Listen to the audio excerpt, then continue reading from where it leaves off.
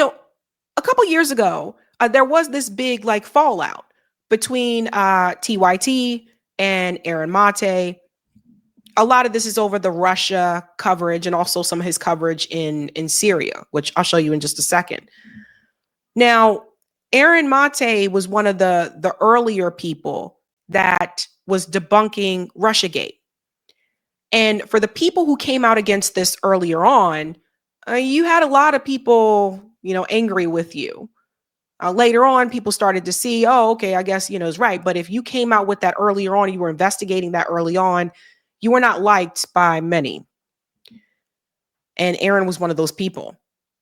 So let's start there before we get to the apology, because Anna Kasparian has apologized publicly. Let's go back to 6 years ago when Aaron Mate was on TYT. 6 years ago. What we're going to do now is go way back. Joining me now is Aaron Mate. He writes for The Nation. He has previously been a host and producer for The Real News and Democracy Now! Aaron, welcome. How you doing, brother? Hi, thanks for having me. No problem. Those are some great organizations. You're progressive, I'm progressive, but we do have a disagreement. So we're gonna have a discussion here about Russia and Trump. And I don't know if a debate's gonna break out, but at least let's discuss. So we have a limited amount of time. I'm gonna try to get through a lot of this as quickly as we can. And so I wanna say up front, first of all, I'm not in the mainstream media and I don't think like they do. So I'm not in the camp that Hillary Clinton would have won if it wasn't for those dastardly Russians interfering. I know that. Okay, that's nonsense. And I don't trust the US government just because they say something. Yeah. But there are facts and there are things that are more provable and not less provable and more credible and less credible within the US government. Okay, so let's go through the issues one by one. So social media manipulation. So there's the Internet Research Agency in 2014, this is when it begins, and they do propaganda in America. First, let me just admit right off the bat, I don't think that this necessarily swung the election, nor is it necessarily collusion, because it doesn't show that Trump helped them. And it started in 2014. So how would they even know that Trump was going to run for president? But it does seem like they did target America for influencing our elections. To me, based on the evidence that's available, do you agree or disagree with that? I think they, the way I see them is based on what the reporting about them said before all this election stuff happened, which is that they're basically a social media marketing firm. They're a clickbait factory that does social media posts to attract followers. They then leverage that to sell their pages to vendors, which they did. I think you can look at all their posts and based on what the researchers said that they had a preference for Trump.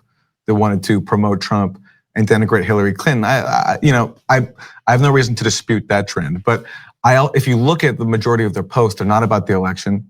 They're really juvenile. I mean, like you might have seen some of the examples that there were in that Senate study recently that came out. Like there's an ad about Jesus helping people with masturbation issues and stuff like that. Yeah. So this is not the makings of a sophisticated social media influence campaign to like sow discord and elect Trump. And so I think that aspect is at minimum very overblown. So that's important for people to hear, right? Because again, I think a lot of us remember the whole Russiagate thing. And one of the things that I noticed is that because some people didn't like Trump, they were willing to believe anything that came out against Donald Trump. And the Russiagate one for me was one that I was like, I don't know about this. I haven't seen real evidence to show that this happened. But a lot of people, of course, in corporate media jumped right on that train. And some in independent media jumped on that train at that point in time. So just a reminder there. I largely agree with you there. So, but I do want to ask you about something where I'm not sure we have agreement. So look, but let me go further in agreeing with you. In that, like at some point there was a hyperbolic thing on mainstream media about, oh my God, they had 4 million Twitter impressions during the election. It was Pearl Harbor, people were comparing it to 4 million Twitter impressions is like 2 tweets. Yeah, whatever. Yeah. Okay, it's not that interesting. Yeah, but it does appear to me that almost all of the Russian propaganda favors Trump. So that then becomes curious because so for example, the US meddles in everybody's election. So we don't have clean hands, that's obvious, right? Sure. And normally our government picks a side. Yes. right? The side that will give us the oil, or give our companies the oil, right?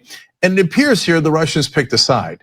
So that's what it appears to me based on all the available evidence. Do you agree or disagree with that? Well, okay, so if we're talking about still about the social media stuff, I mean, I saw all kinds of different divisive posts. And if you look at the detailed studies, they even say, the aim was not necessarily to elect Trump, it was to sow discord. Because again, such a small percentage of the Russian social media posts even mentioned the candidates, even mentioned Hillary or even mentioned Trump. It looks, I mean, like again, what I'm saying is I think they picked up on certain demographics. They picked up on, like they targeted African Americans with some stuff, evangelicals, gun owners. And I think they put out stuff that they thought would attract attention and maybe get them followers, basically acting like a clickbait social media firm. Okay. So like, on this one, I mean, if you want to talk about the stolen emails, I think that's something that could have conceivably had a major impact on the election. Right. So let's go to that next. Okay. So just to give you guys an idea of where we're at here, right? So he was one of the people that was able to debunk Russiagate. I think he may have won an award for that. He either won an award for that one or the OPCW whistleblower report. So the reason why I wanted to show you that is because when people ask, like, why was he, accused of being paid by Russia? That's what some people point to, right? Like if the corporate media narrative is Russia did this and you say that's not the case, I'm an independent journalist and I'm investigating this a little bit further, then people will start pointing fingers at you and say, oh, you're being paid by Russia, right? So I think that's where some of that may have come from at that point in time. As you see during that conversation, him and Jink do have disagreements a little bit there about it.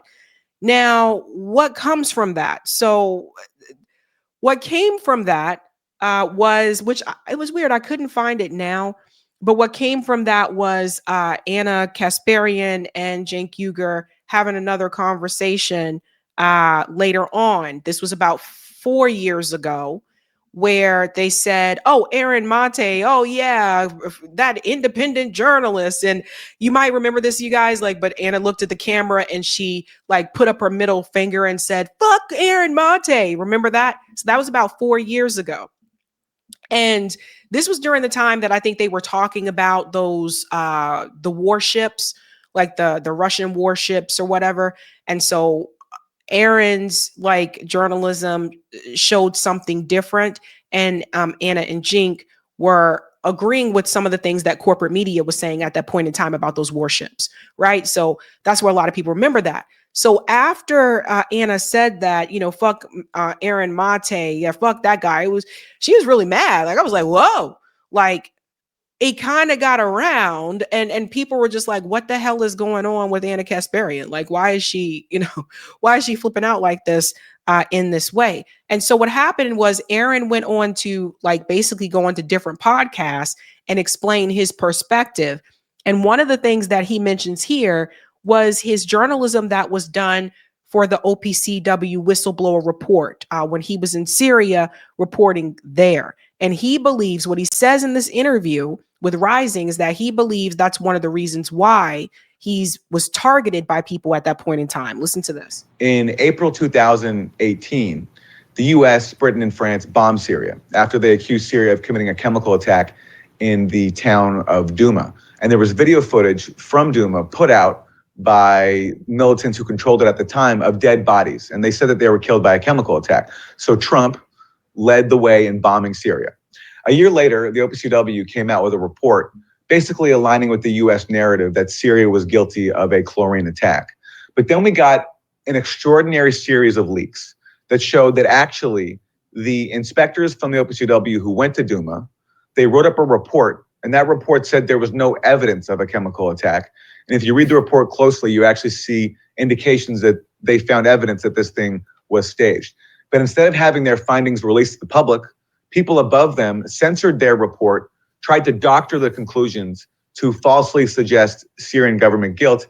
And basically, these inspectors, after they protested the censorship, they were taken off of the case. And we know this now because of a huge trove of documents that have come out via WikiLeaks and also at the Gray Zone. So I've been reporting on this for the last 2 years. It's an extraordinary story. It's a major pro-war deception, and it's allegations of a cover-up at the world's top chemical weapons watchdog basically in the interest of the US. So I've been pretty much alone in the US media and covering it. And so the Young Turks, instead of covering this story, have ignored it. And then when I went to Syria and I put out a short video talking about it, that helped trigger this meltdown. So what they've done in doing this is actually helping to bring attention to the story, which the rest of media have ignored, which I'm grateful for.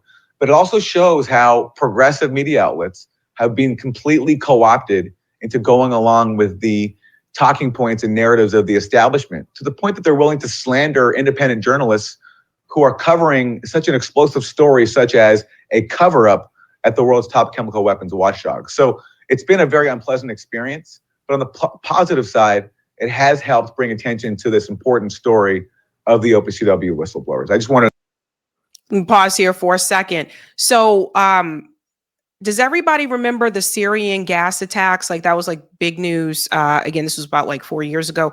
That was big news at that point in time. A lot of us, believed like what corporate media told us. But for people who were doing independent reporting over there in Syria, Aaron was one of those people. He was able to get information that showed that, according to the whistleblower that came forward, that those gas attacks were not what we were told they were. And at that time, that was going against corporate media narrative, right? Like, again, people kind of just looked at you some type of way and like, what the hell are you talking about? You don't see these videos of people like being like gassed and all this type of stuff. But he actually went through all the documents and read those reports, etc. And so he started reporting that. And at that time, when he did that, he did get a lot of pushback from people, because people are like, what, are you insane? Same thing with the Russiagate thing. When he called out like, the Russiagate, and he said it was a hoax, et cetera, and did reporting on that, at that time, it wasn't popular to do that. So what came from that is that at one point, Anna said that he was paid by Russia. So that was important for people to see. Now, here's the good news. Here we are years later, and this like just blew my mind. I did not expect to see this. Anna Kasparian apologized. This was this week.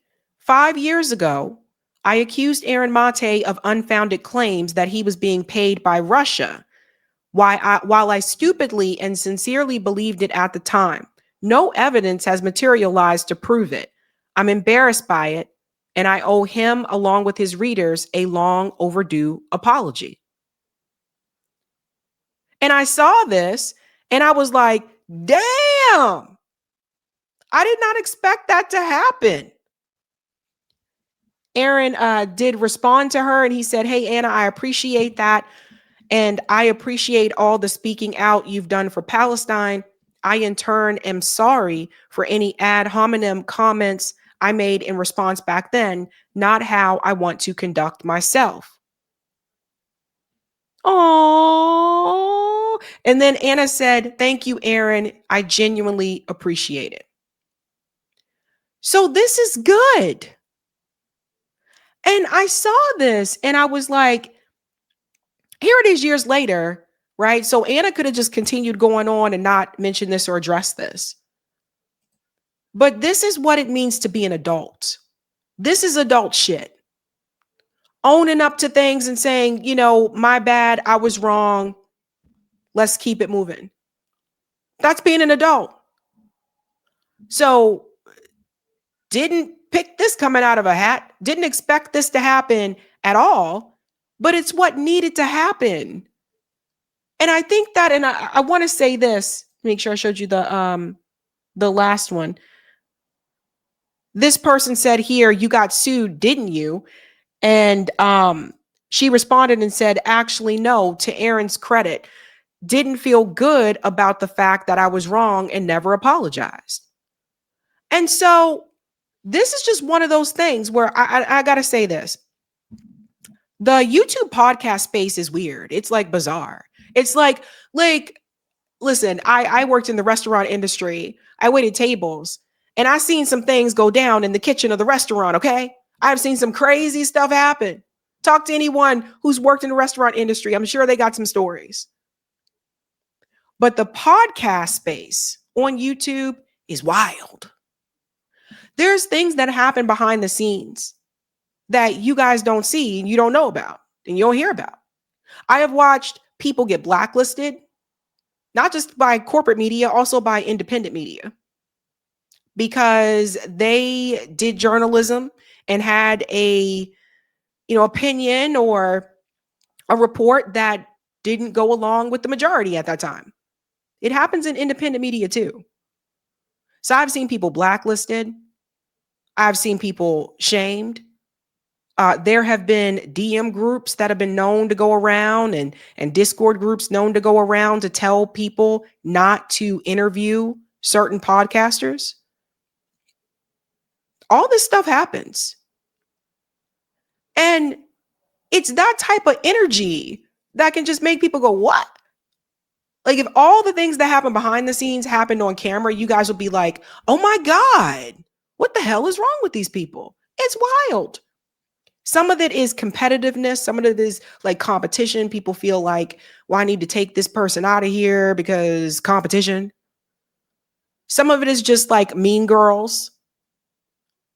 Like it's really wild. And I think a lot of times we see a lot of videos that go around that talk about the negative things that are happening between podcasters, right? But we don't see a lot of videos make their way through the algorithm that are positive things that are happening between podcasters. I think this is a good thing. I think Anna making this apology is good. And now they can bury the hatchet and move forward. Because here's the thing, at the end of the day, right now, we all are trying to survive and get along in this capitalist system, in this terrible economy. And I think the one thing a lot of us do have in common is, ending genocide, being anti-war, like that type of thing. I think that's something a lot of us do have in common. But ego sometimes gets in the way from what I've seen. And there's some ego in this space. I've seen some things behind camera and I'm just like, very weird. It's very weird. So this is not an easy space to navigate. And what I will say is that I've seen people have friendly relationships in this space and then it goes kaputzo, dunzo, because they disagreed with something someone did or said. I've seen a lot of things happen.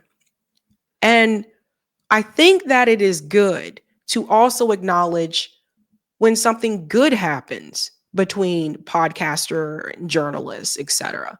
Not just the so-and-so bites off so-and-so's head, those types of things, right? And we all do it. But I think it is also good to talk about the good things that happen.